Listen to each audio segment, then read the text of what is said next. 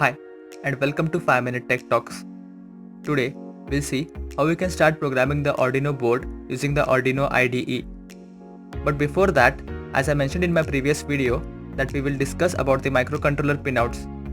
So, let's begin. This is the Uno board here. Arduino Uno is based on the Atmega 328 by Atmel. You can see this printed on the IC mounted on the board. There are three ways in which you can supply power to the board. The barrel jack or DC power, which is usually connected to a wall adapter or a battery. The board can be powered by 7 to 12 volts. Voltage input pin. This pin is used to power the Arduino Uno board using an external power source. We can connect the board to the computer using a Type A, Type B USB cable which provides 5 volts at 500 milliamps.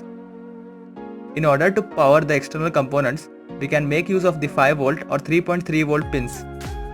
In the Arduino Uno pinout, you can find 5 ground pins, which are all interconnected.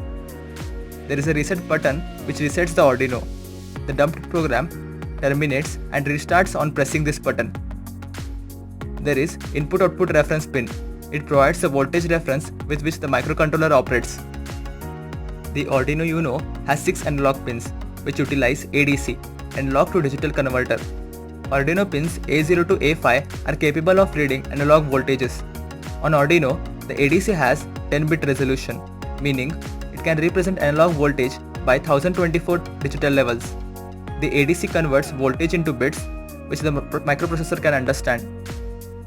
Pins 0 to 13 of the Arduino Uno serve as digital input-output pins. Pin 13 of the Arduino Uno is connected to the built-in LED. Pins 3, 5, 6, 9, 10 and 11 have PWM capability. Digital pins are either on or off. When on, they are in high voltage state of 5 volt and when off, they are in low voltage state of 0 volt. Digital pins 0 and 1 are the serial pins of the Arduino Uno. In addition to this, it has got ICSP, in-circuit serial programming. These pins enable the user to program the Arduino board's firmware. I will explain these pins as we progress through the series and start using them in our projects. Now, it's time for the fun part. Take out your systems, open the Arduino IDE and let's start programming the microcontroller. We will be turning a LED on and off with some delay in between the two operations and understand how to write the code in the environment and it's working. You need a LED. It's okay if you haven't got one. As I mentioned earlier, there is a built-in LED on board. You can make use of that. Now, open the Arduino IDE. By default, a sketch is already open with two functions, setup and loop. Now, let's start coding. There are few common steps you need to follow while writing a code. First, define the pins which you are going to make use of. Then, describe their functionality as input or output. Define the initial state of pins as well. Finally, write down the logic corresponding to the problem statement. In order to use the pins, you need to define them. I will use the digital pin 12 to connect the LED and name it as LED1. Every Arduino sketch must have a setup function. This function defines the initial state of the Arduino upon boot and runs only once. You need to describe the pin functionality using the pin mode function. Since positive terminal of the LED is connected to pin 12, that is LED1, using which the LED will turn on, and this has to be done by the output signal obtained at pin 12 from the microcontroller. Therefore, LED1, that is pin 12, is set to output mode. Loop function is the main function. As the name suggests, it runs in a loop over and over again. The loop describes the main logic of your circuit.